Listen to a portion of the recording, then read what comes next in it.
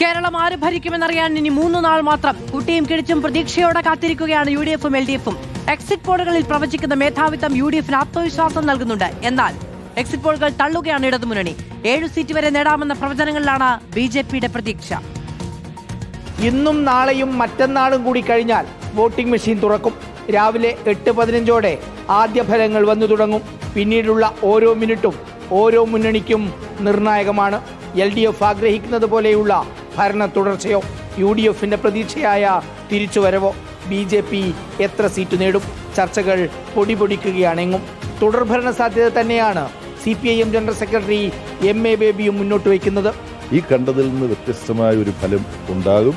ഇടതുപക്ഷ ജനാധിപത്യ മുന്നണിക്ക് അനുകൂലമായ വിധി ആവും എന്ന ഞങ്ങളുടെ LDF-ന്റെ പ്രവർത്തകരുടെ വിചാരത്തിൽ ഉറച്ചു നിൽക്കുകയാണ്. എക്സിറ്റ് പോളിനും അപ്പുറമായിരിക്കും സീറ്റുകൾ എന്ന് ഉറപ്പിക്കുകയാണ് കോൺഗ്രസും UDF-ഉം. 4-ാം തീയതി അറിയാലോ, ഈ സമയമാകുമ്പോൾ നമുക്കറിയാലോ കേരളം എങ്ങോട്ടാണ് പോകുന്നത്. ഞങ്ങൾക്ക് കൃത്യമായിട്ട് ഉറപ്പുണ്ട്. കേരളം UDF-ന്റെ കൂടെ വരാൻ തീരുമാനിച്ചിട്ടുണ്ട്.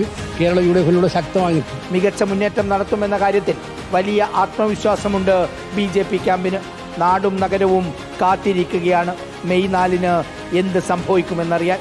റിപ്പോർട്ടർ, തിരുവനന്തപുരം.